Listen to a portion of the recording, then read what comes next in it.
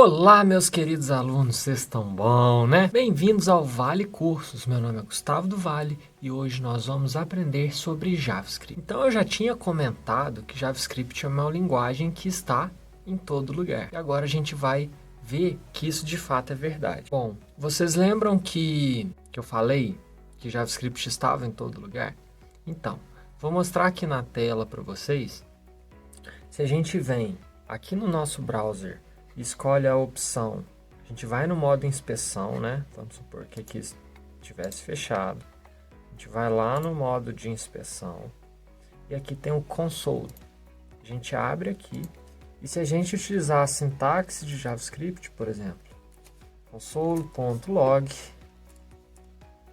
oi, e aperta Enter, ele vai retornar para a gente um oi. A gente pode fazer isso também no próprio HTML. Coloca aqui, por exemplo, script. Vamos fechar a tag dentro do body. Script. E a gente coloca aqui, por exemplo, um console.log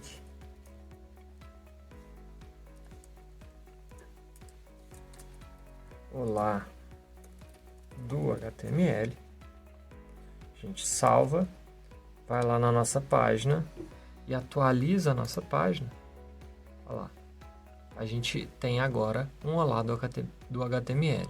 E tem uma terceira forma que eu vou explicar para vocês, que é, a gente pode chamar por um arquivo externo. Então vamos fazer aqui um source script.js. Vamos criar esse arquivo script.js e a partir desse arquivo, então ali a gente está chamando e aqui nesse script a gente pode fazer, por exemplo, um console.log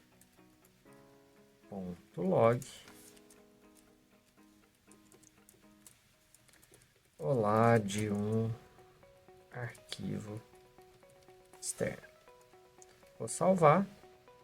Quando a gente atualiza a nossa página de novo, a gente vê que a gente consegue receber os comandos ali. Então, entendido isso, se a gente quiser declarar uma variável, ela é case sensitive. O que quer dizer isso? Vamos utilizar aqui o nosso arquivo e a gente vai fazer vamos fazer um console de x e um console de x maiúsculo. Mas as variáveis ainda não existem, então vamos criar elas. Eu vou começar declarando com var, depois eu vou explicar para vocês que tem mais contexto.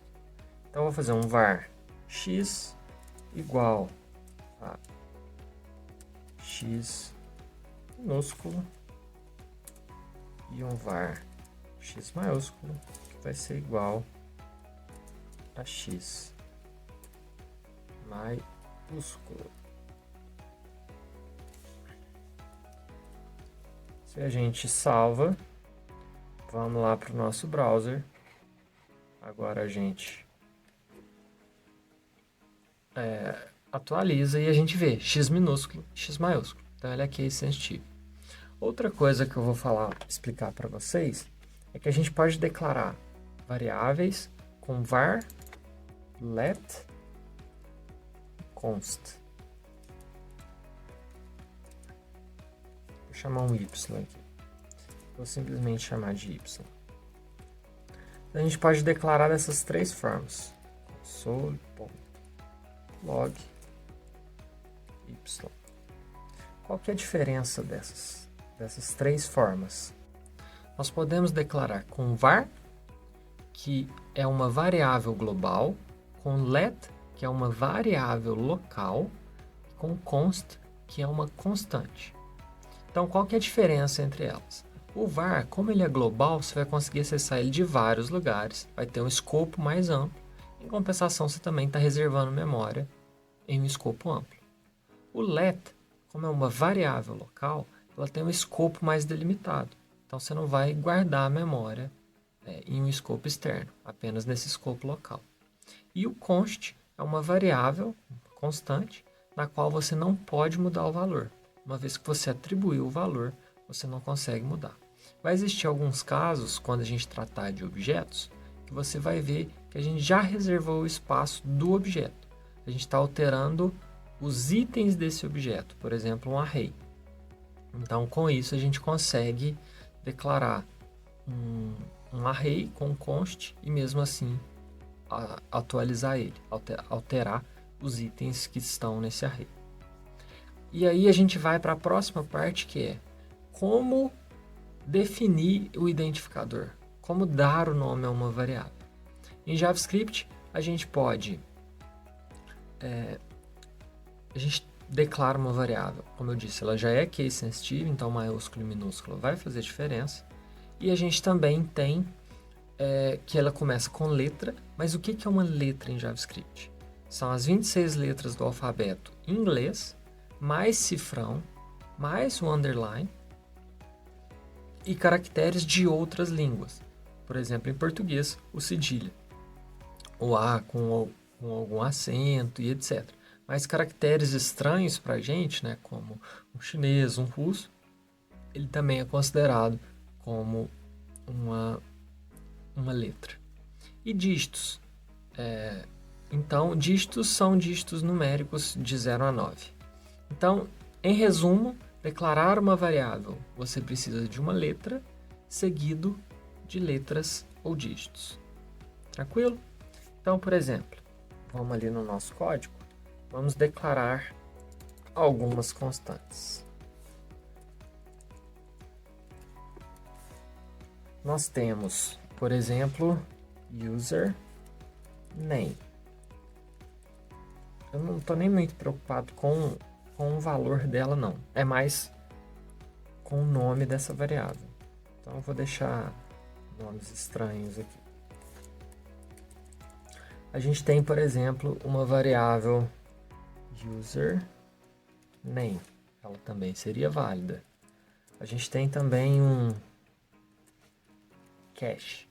Também seria válido, porque o cifrão ele é considerado uma letra. Se a gente atualiza ali a nossa página, vocês vão ver. É porque, desculpa. Vamos atualizar aqui.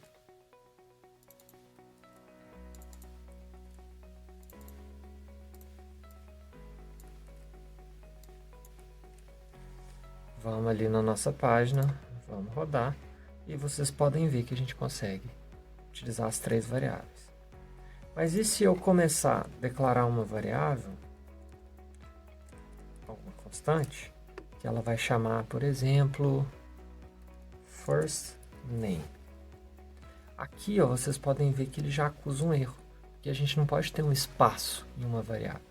Ou, por exemplo, eu quero um first.name, ele também vai acusar um erro, porque a gente normalmente utiliza ponto alguma coisa para acessar um atributo ou uma função, dependendo do que é. E se eu coloco um nome, ele também identifica como um nome não válido, porque não pode começar com um dígito, tem que começar com uma letra. Se eu começo com underline, aí ele deixa porque ele considera o underline uma letra. E aí a gente tem tipos. Então, a gente vai ter tipos numéricos e tipos não numéricos. Então, por exemplo, eu posso ter um tipo 5, ele vai ser válido. 5.56, ele vai ser válido. Uma string, como a gente já estava utilizando. E a gente tem também um objeto. A gente pode dar um new object. E aí a gente vai ter esse objeto, cache. Então, se a gente volta, imprime, está tentando imprimir variáveis que não existem. Então, agora vocês podem ver que a gente consegue acessar. Mas e os arrays, e os sets, e os maps? Então, em JavaScript, no core de JavaScript, eles não existem. Eles são, na verdade, eles são objetos. Então, por exemplo, vou chamar esse array aqui de marcas. E eu crio um array com, por exemplo, VW, BMW, Ford. Vou até tirar as outras aqui. Se a gente pede para imprimir essas marcas, elas vão ser impressas. Então, olha lá, ó. A gente atualiza, a gente vê, a gente está imprimindo um array. Mas olha só como que na verdade as coisas estão funcionando. É como se a gente tivesse um objeto no qual a chave 0 dele é VM, a chave 1 dele é BMW e a chave 2 dele é Ford. Como a gente vai utilizar essa parte aqui, eu vou deixar ela maior para a gente conseguir enxergar melhor. A gente pode criar objetos também. Então, como que eu faço para criar um objeto? Const minha, sei lá, chama de pessoa, const pessoa, e aqui eu posso atribuir o que eu quiser para essa pessoa. Então, eu vou chamar, por exemplo, nome Gustavo, sobrenome Vale. Aqui eu tenho que passar vírgula. Vou chamar idade. Idade eu vou deixar um mistério aí para vocês. Vou colocar 20. 24. Entendeu? Então, aqui a gente tem um objeto com 3 atributos. Se a gente dá um console log pessoa, a gente vai conseguir, a gente vai imprimir todos os campos. E a gente pode acessar um campo específico fazendo log.pessoa nome. Agora, quando a gente atualiza, vocês vão ver que ele está imprimindo aqui o nome. Beleza? Então a gente já viu como declarar variáveis, como utilizar alguns tipos de variáveis. Uma ressalva que eu vou fazer aqui é: sempre que possível, utilize tipos primitivos. Não utilizem objetos, porque eles vão referenciar uma memória. Quando a gente utiliza um tipo primitivo, ele já vai reservar só aquele espaço de memória necessário para um inteiro, etc. Quando é um objeto, tem que reservar um espaço maior e vai referenciar isso, porque os valores vão estar em outro lugar. A gente pode também manipular algumas strings agora. Então eu vou apagar aqui, colocar um const str, vai ser a nossa string. A gente pode declarar uma string com aspas duplas. Então, minha string. Como a gente pode também declarar uma string com aspas simples. Então aqui vai funcionar. Mas e se eu quiser que tenha uma aspa simples dentro da minha string? Não tem problema. Só tem que fazer o inverso. Declarou com aspas duplas, é só colocar uma aspa simples. Aí ela vai funcionar. Declarou com aspas simples, é só colocar as duas strings. Então eu vou colocar aqui, ó, console.log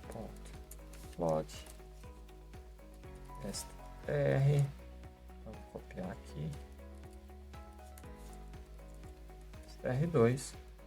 E se a gente vem aqui e atualiza, vocês podem ver que agora está aparecendo aspas simples e aspas duplas.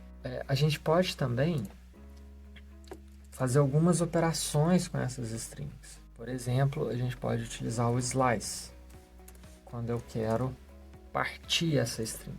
E aí eu vou ter que atribuir o valor dela para alguma variável. Vou colocar str3. Então a gente vai fazer um slice. Quais são os caracteres, né? O que eu quero manter da minha string? Então, por exemplo, eu posso falar que eu quero do 0 até 1, 2, 3, 4. Até o 4. Com isso eu vou manter apenas a palavra minha.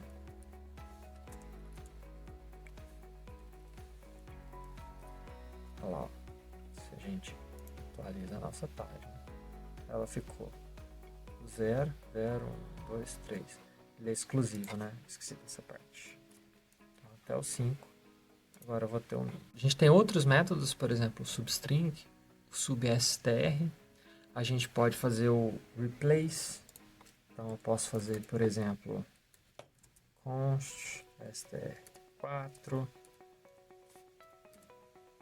recebe str e eu quero fazer nessa str1 replace. Então o que eu quero substituir? Eu quero substituir string por palavra. Então, eu vou marcar aqui. Vamos fazer um console.log str4. Salvei, vem aqui. Agora eu tenho minha palavra. Então tem alguns métodos que são interessantes a gente utilizar. Por exemplo, vou fazer um último aqui. Const str5 recebe str.concat. Faltou a gente imprimir ela, né?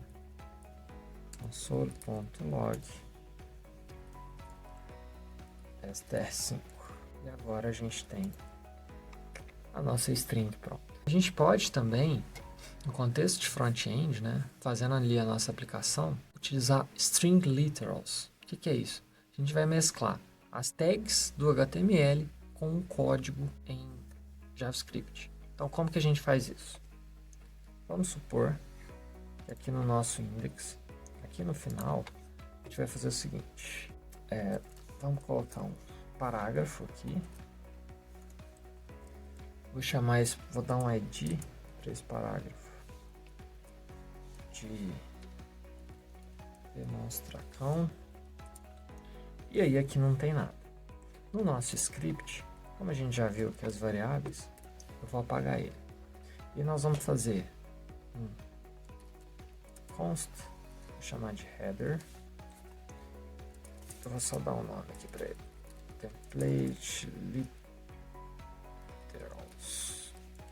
E a gente vai ter um let tags. E aí aqui a gente vai atribuir um array. Vamos colocar algumas palavras aleatórias aqui.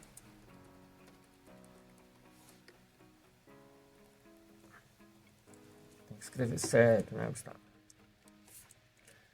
Vamos colocar outra e vamos colocar um olá. Agora que a gente tem essas tags, a gente pode criar um HTML. Então, vai ser uma string HTML, mas a gente vai acumular valores para ela. Let HTML. Aí, ó, aqui vem a parte do literals. Vou utilizar uma tag h2 de título. Quero utilizar essa variável. Coloco ela com o cifrão. Abre chave. Vou colocar aqui o nosso header. E vou fechar o nosso H2. Eu vou abrir aqui um L para a gente utilizar esse L. Agora eu vou fazer um for const x of tags. Então, para cada tag do nosso const, vou fazer HTML recebe HTML+, então a gente está fazendo um acrônimo aqui, e a gente coloca um literals aqui. Vamos colocar um item, vamos fechar a tag aqui, e a gente pode colocar o nosso X, que é a nossa tag, aqui dentro. Para ficar um pouquinho mais intuitivo, eu vou colocar tag. Coloca tag aqui dentro. Beleza, então a gente está fazendo um append. Temos aqui a nossa lista. A gente pode fazer um HTML mais para a gente fechar a nossa lista. Então, barra L. E aí a gente vai ter um document.get element by ID, a gente vai pegar aquele demonstracão que a gente criou. A gente vai fazer um inner HTML igual a nossa variável HTML. Vamos ver o que vai acontecer com a nossa página. Eu vou voltar aqui, ó, vou atualizar. Olha lá no final, a gente adicionou esse template literals. Deixa eu aumentar aqui um pouquinho. A gente acrescentou esse texto aqui. Esse texto foi acrescentado a partir do código JavaScript que a gente colocou. Eu utilizei um acrônimo. Isso daqui é igual a HTML recebe HTML mais esse conteúdo aqui de cima.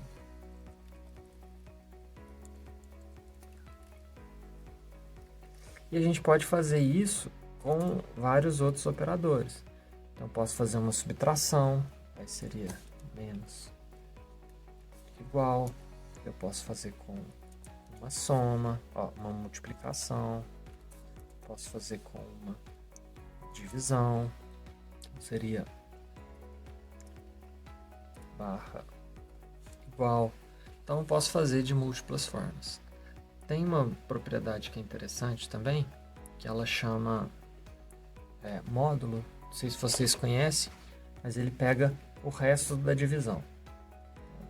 Vou fazer aqui no final do nosso documento. Então, console.log. Se eu faço, por exemplo, 5 módulo 2, qual que é o resto da divisão de módulo? É 1. Porque 5 dividido por 2, 4 dividido por 2 é 2 e sobra 1. Então ele pega o resto. Se eu fizesse 5 dividido por 2, aí ele retornaria 2,5. A gente pode fazer uma potência também. 5 ao quadrado. Né? 5 na potência 2. A gente atualiza. Retornando 25 aqui pra gente. A gente pode, inclusive, incrementar uma variável. Então, por exemplo, aqui eu vou criar uma variável x e aqui eu vou atribuir. E aí aqui eu vou fazer x incremento. Agora imprimiu 2. Mas por que será que imprimiu 2? Porque a gente atribuiu o valor 1, depois a gente incrementou ele. Eu falei de booleano, né? Mas eu não mostrei para vocês. Então a gente pode fazer, por exemplo, let x set true. E aí ele vai imprimir o x. Ele vai imprimir um true. A gente pode fazer uma checagem aqui também. Por exemplo, 5 maior do que 3. Ele vai imprimir true também. Se eu inverto o sinal,